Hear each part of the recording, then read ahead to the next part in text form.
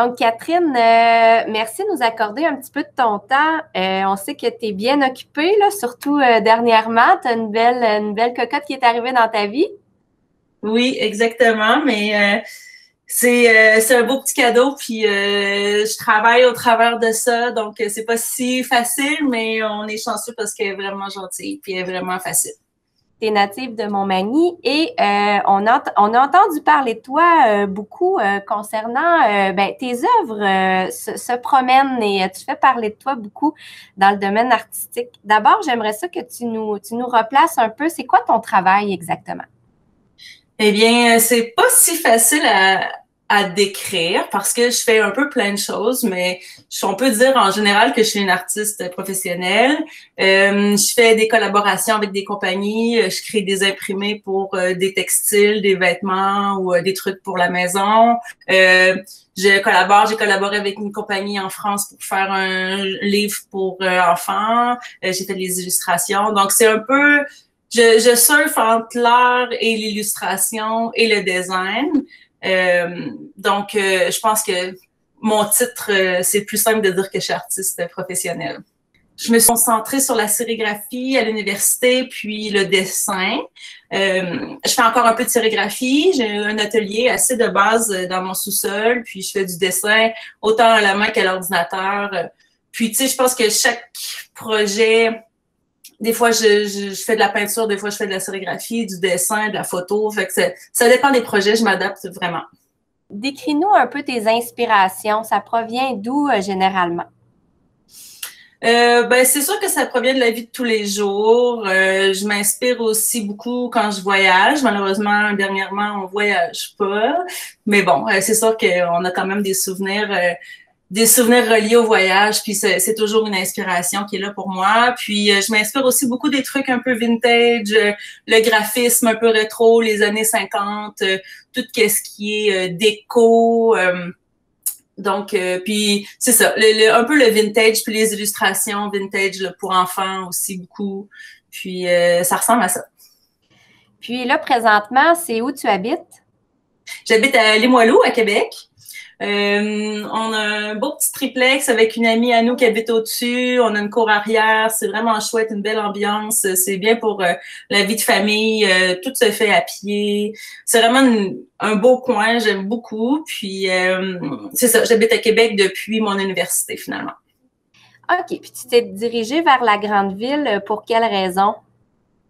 Pour les études, principalement, puis c'est ça, les études, puis tu sais, j'aime beaucoup Québec parce que c'est quand même une ville à échelle humaine, c'est pas trop gros, on peut sortir puis rencontrer des gens qu'on connaît, puis en même temps, on a pas nécessairement, je veux dire, un anonymat comme une grande ville, mais tu sais, c'est le fun parce que ça bouge, puis il y a plein de choses qui arrivent, puis c'est ça, j'aime la ville, j'aime beaucoup Québec.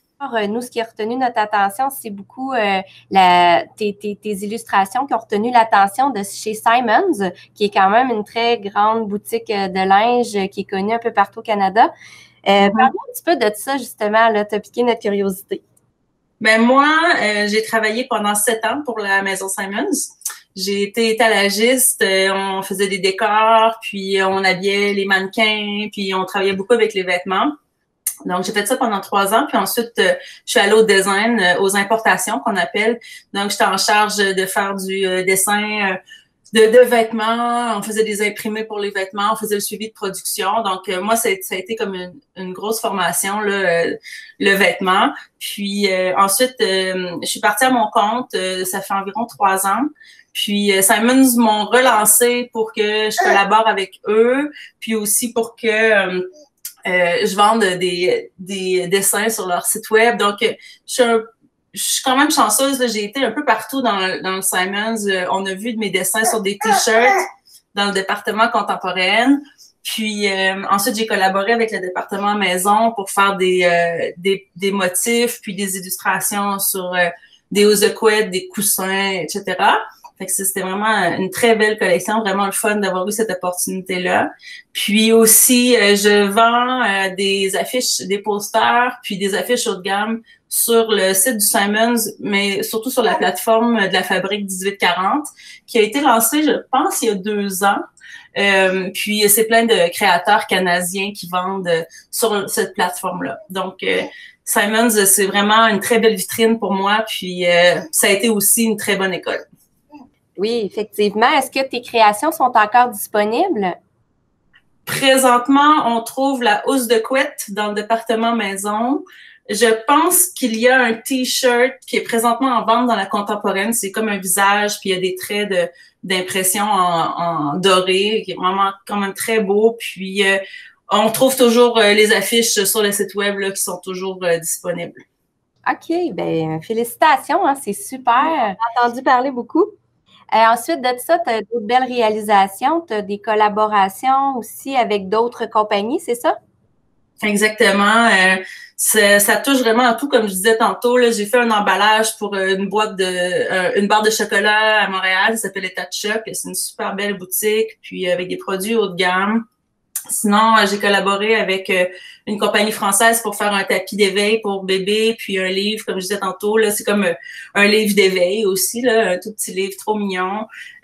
Encore une fois, assez haut de gamme, c'est des éditions qui sont numérotées, puis il y a environ 200 livres ou 200 tapis d'éveil disponibles, puis ensuite, peut-être qu'il va y avoir une réimpression, mais c'est ça, c'est numéroté, donc c'est vraiment chouette.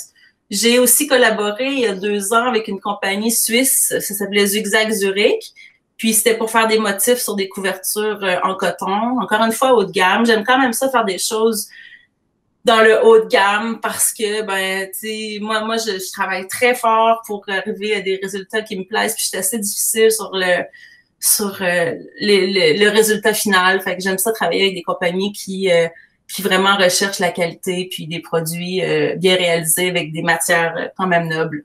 Comment c'est dans le monde du design en 2020? Là, c'est sûr qu'on est dans une période particulière, là, mais il y en a plusieurs qui font ça comme métier. Comment tu réussis à tirer ton épingle du jeu? C'est en travaillant très fort, là, même si en laissant tomber mon travail, je me disais ça va commencer en force, puis je vais être partout. C'est correct de penser comme ça, mais tu sais, ça arrive pas du jour au lendemain. Il faut vraiment travailler fort. Puis quand je suis partie de mon travail temps plein, j'avais 3 jobs. J'étais vraiment très occupée, mais tu sais, tout ça pour me permettre de travailler à mon compte. Puis c'est ça, c'est en travaillant très fort. Puis je pense qu'on se démarque vraiment en faisant quelque chose de différent. Puis quelque chose qui nous ressemble, d'être authentique, c'est vraiment important dans ce milieu-là parce que oui, il y a des tendances, puis tu sais, des fois on les suit par défaut parce que bon, on voit ça puis on est inspiré. Mais il faut être unique, je pense. Puis c'est ça qui fait qu'on se démarque. En 2020, c'est sûr qu'il y a eu un ralentissement en mars, comme partout ailleurs. Mais il y a aussi eu un boom un peu dans le monde du design puis de la déco parce que les gens étaient pris chez eux, voulaient renouveler leur maison, voulaient redécorer. Les gens ont beaucoup acheté en ligne.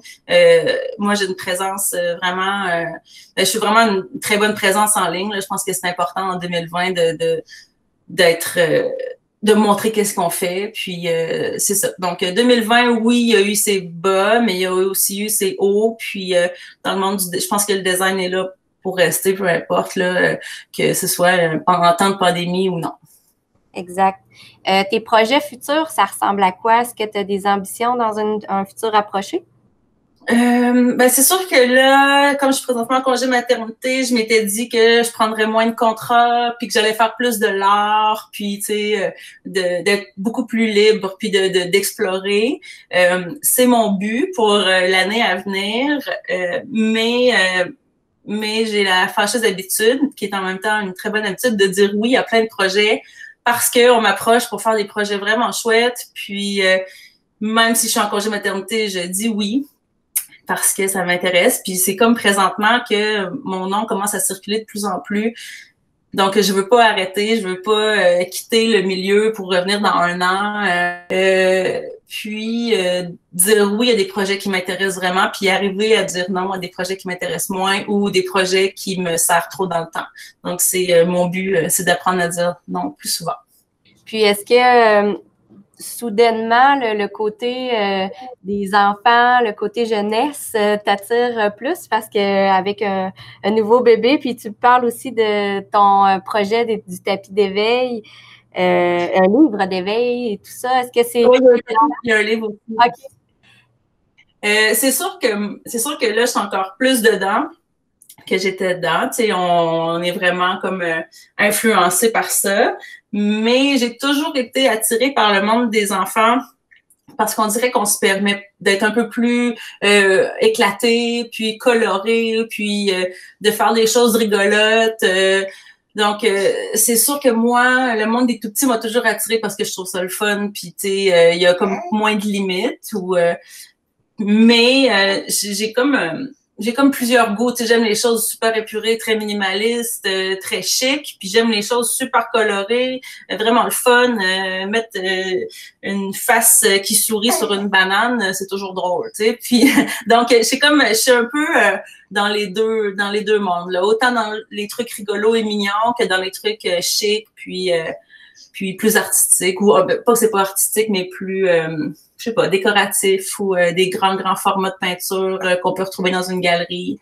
Donc, j'aime avoir plusieurs éventails, de toucher à plein de choses, finalement. Parfait. En terminant, là, qu'est-ce qu'on peut te souhaiter dans l'avenir? Si tu avais une petite baguette magique, là, ça serait quoi ton rêve, un rêve à réaliser, là? Eh bien, ce serait de faire grossir un peu mon entreprise parce que veux pas, je suis une entreprise. Oui, je travaille à mon compte, je suis une artiste, mais il faut quand même avoir un côté entrepreneurial qui, au départ, me faisait très peur parce que je l'ai pas tant ce côté-là, mais on l'apprend. Puis, qu'est-ce que j'aimerais? Ce serait de, justement, grossir l'entreprise, avoir des gens qui travaillent avec moi, faire du développement de produits, de la recherche, trouver des nouveaux points de vente. L'idéal, pour moi, qu'est-ce que j'aime pas, justement, c'est le côté plus entrepreneurial, faire des soumissions.